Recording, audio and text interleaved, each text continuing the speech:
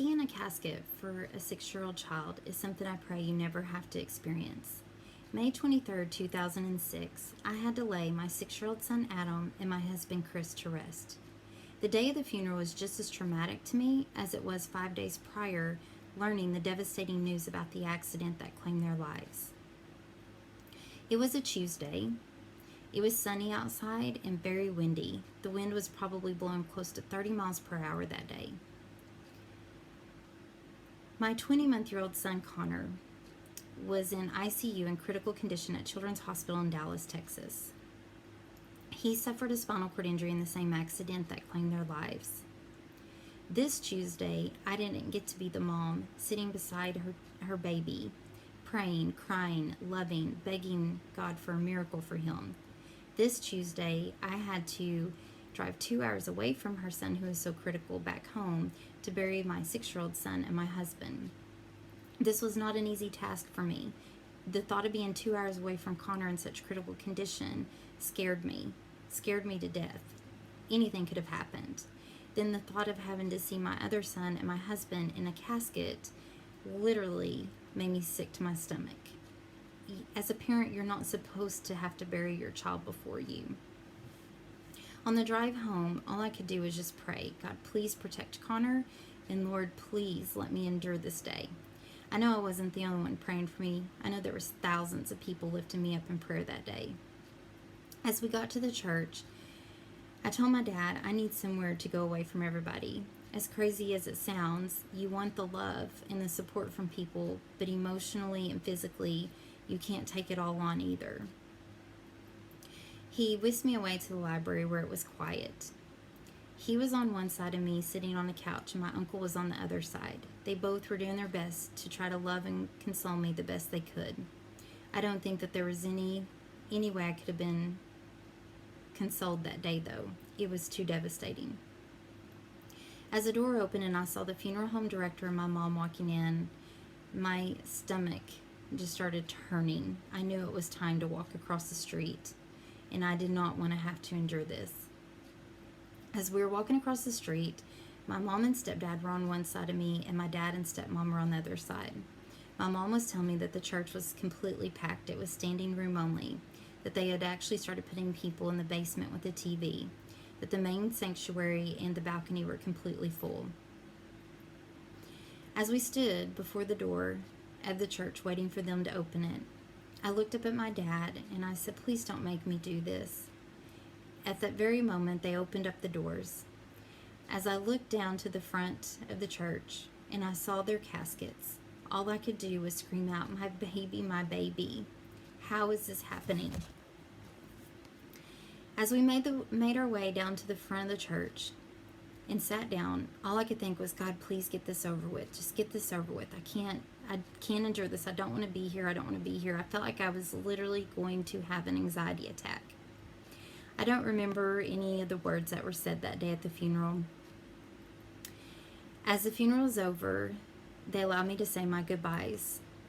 As I walked up to Adam, I just cried and told him how much Mommy loved him and how proud I was of him. As I leaned down to give him a kiss on the forehead, I thanked God that his face was perfect. I can't imagine seeing him any other way. As I walked over to Chris, his face was so swollen due to the injuries he sustained. He took the brunt of the accident. All I could do was just cry out to him how much I needed him, how much I needed his arms wrapped around me right now, because I felt safe when I was in his arms, and I didn't feel safe right now.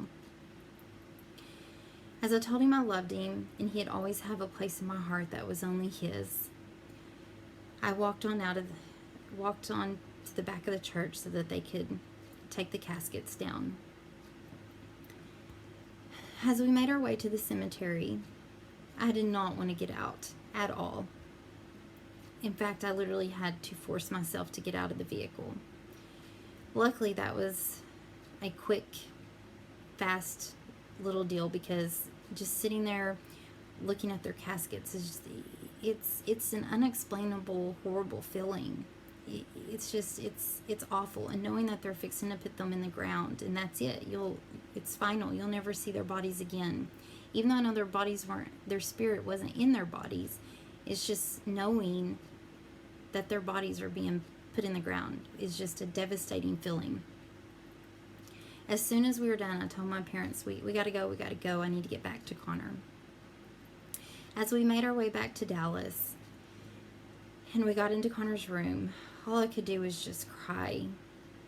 And my eyes were so swollen. I'd cried so much. And I had the worst headache. It was a horrible day. The nurse told me that Connor's neurosurgeon really needed to talk to me. At that moment, I thought, are you serious? I don't want to talk to him. I don't want to talk to anybody. She said he's not going to be able to do Connor's spinal fusion in the morning.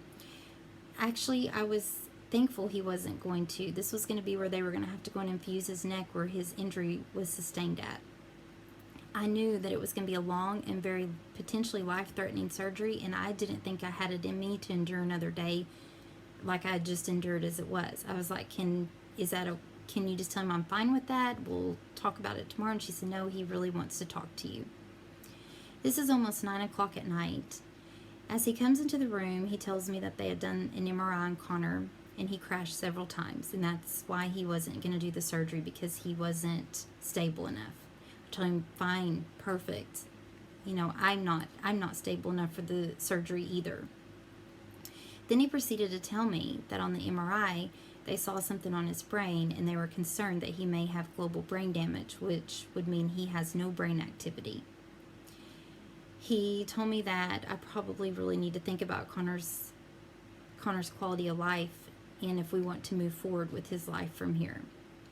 At that moment, I looked at him and just screamed at him, are you kidding me? You know that I have been at home burying my family. Did this have to be done tonight? Why would you come in here to give me such devastating news?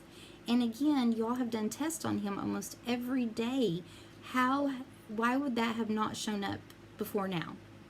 And he proceeded to tell me that the only other thing it could be would be an infection, but they did not believe that it was an infection. I was literally devastated. I told him I wasn't listening to this anymore, and that was not even an option for me anyways about Connor's life, and that I was done with this conversation. And I started out of his room. At that moment, he raised his voice at me, and he looked at my parents and said that they needed to make me sit down like a grown-up and discuss this. Well, luckily my parents had had enough too, and told him, did he have any respect at all? Because I had just endured one of the worst days of my life, and it was very disrespectful for him to be in there trying to do this, that it could wait till tomorrow. As I went and hid in the bathroom, waiting for him to leave, I came out of the bathroom back into Connor's room, and I begged Connor's nurse, please, somehow, help me be able to get up in bed with Connor and just lay beside him. I need to feel him. I need to feel his presence against me. As her and the RT worked hard, because there were so many tubes and wires coming out of him from every direction, they made it possible for me to be able to crawl up in bed with my baby. And all I could do was lay there and cry and beg God for them to be wrong about everything they were saying. And why, today of all days, did he allow me to get more devastating news? But at the end of that traumatic day that I had just endured, I felt peace laying there beside Connor. And I knew that my God is bigger than all of this that I was enduring. He is my hope in this tragedy. And I was just going to have to continue to believe in him that he had better for our lives and that this wasn't the end.